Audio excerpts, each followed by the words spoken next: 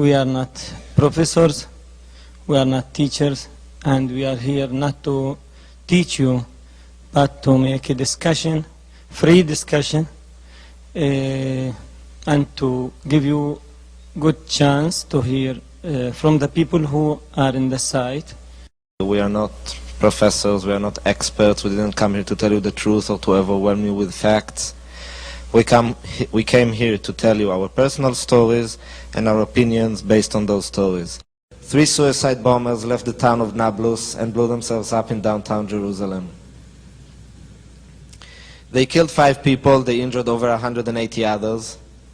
Among those who died that day was my sister Smadar. She was 14 years old. It was the first or second day of school. She went downtown to buy some school books, to have fun with a couple of friends, and to their great misfortune they found themselves very close to one of the suicide bombers. She was killed instantly, as was her friend, and the third friend was critically injured. Injuries that she suffers from until today. Well, in such a moment, big abstract questions become big concrete questions. Questions like, how do I go on living? How do I deal with this pain? What do we do now? What part did I have in that? Why couldn't I stop this? And I must say that at that point, it was already very clear to me, well, not what to do, but what not to do. It was very clear to me that the answer to that can't be military retaliation. It can't be revenge, because basically that is what we're talking about. This will not bring back my sister. This will not ease my pain. This will not make me sleep any better. And this will surely not protect any Israeli child. It will just give those people another reason to attack, again, Israeli civilians. I understood that the solution has to be something else, that the reaction has to be something else. But what? I didn't know. But I decided that I must change my direction. I took a lot of time to think and to reconsider, to reflect, to view what was going on around me. And that is that, first of all, well, what happened to me can't be remedied. And it doesn't matter how many Palestinians will be killed or how many Palestinians will be killed in my name. It won't make me feel any better, and it won't bring back my sister. With this pain, with this grief, I need to find a way to deal myself. But the death of my sister has also another aspect to it, a public one. Because she didn't catch a flu, and she wasn't hit by a bus, she was murdered. And she wasn't murdered because she was carrying drugs. She was murdered because she was Israeli, because she was Jewish, because she was living in Jerusalem. And as such, this attack was considered an attack on all Israelis. And in such a situation, the state and also many other organizations take it upon themselves to react in my name. And I said, I can't accept that. For 2 main reasons. First of all, I'm not in the habit of letting other people speak in my name.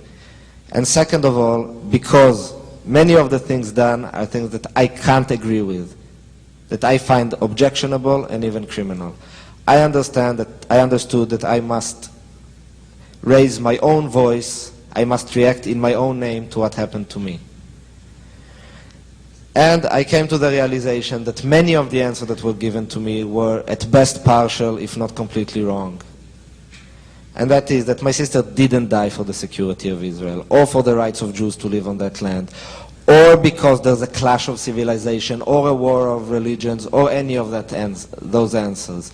My sister died for a very simple reason, because we have an ongoing political conflict over a piece of land, over real estate. We, quite frankly, we don't have the privileges that you have in the United States or that many other countries have. We can't put a sea between us and our enemies and in this way end the conflict. We have to stay there and we have to live there, and therefore peace must be much more than the end of violence. It should be coexistence. We decided to set out and to find other people, Palestinians, people from the other side, our enemies, who like us know what war is, know the horrors of fighting, and therefore can appreciate the benefits of peace. We met with them, we sat down and we talked. I won't tell you it was easy. It was very hard, and the first few meetings were very, very scary. I remember entering Bethlehem to the house of Suleiman for the first time. We were hiding there in some olive grove because it's illegal for Israelis to enter Bethlehem, and waiting to be picked up. And I remember us thinking that this is probably the dumbest thing we have ever done. And it'll be a miracle if we'll come back alive. And one of Bassam, the father of Abir, told me that he himself was very frightened to go there that evening because they thought it's going to be a police incursion or something like that, and they'll be arrested or killed by the end of the evening. But the end of the evening came, and nobody was arrested, nobody was killed. We talked, and we saw that we can agree on many things. We are going to meet enemies, real enemies on the ground. They are not civilians. They used to be in the elite units in the Israeli army. Some of them served in the intelligence. Some of them served in the as pilots of the helicopters, and some of them from the special units which used to chase the Palestinians and to arrest them.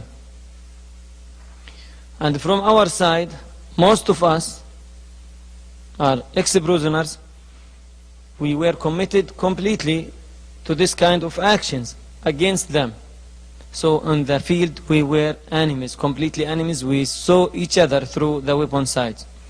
And it's not easy to make a decision to meet them. I decided to meet them after I met President Abbas, Mahmoud Abbas.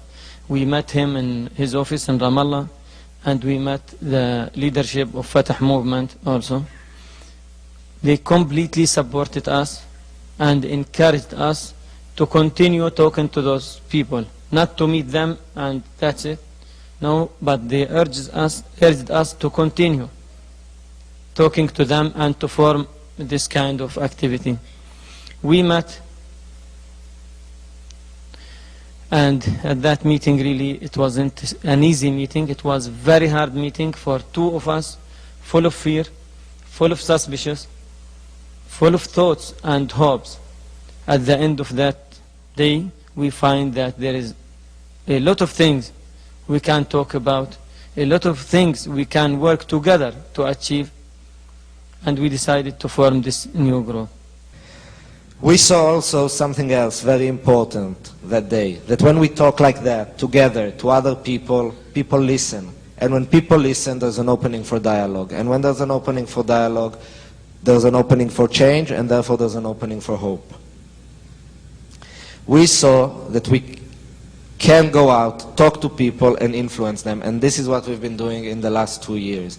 We go with a very, very simple message.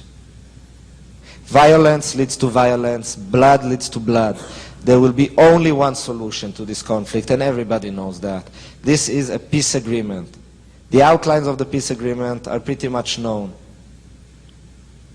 And it's up to us to decide when this agreement will happen, because basically it's a question of time.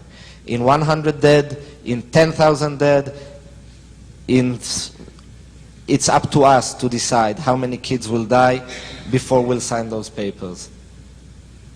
And as long as we are not talking, children will go on dying. And we say something very, very simple. Look, we can talk. After what we've been through, after what we saw, after what we did, we can talk. And if we can talk, anyone can talk, and no one has the right not to talk.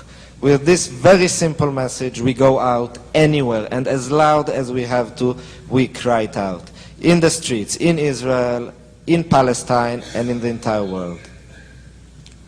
We know that we will not reinvent the wheel. We will not produce a new agreement that will take care of all the problems. There are people who can deal with it, who can do it, who can solve the problem. We believe that if our two governments will sit together, there's no problem that cannot be solved. What we are trying to do is to promote the popular sentiments in the two communities in a way that they will force the two governments to sit down and to talk about these solutions. Now, in our organizations, we took a commitment to talk no matter what.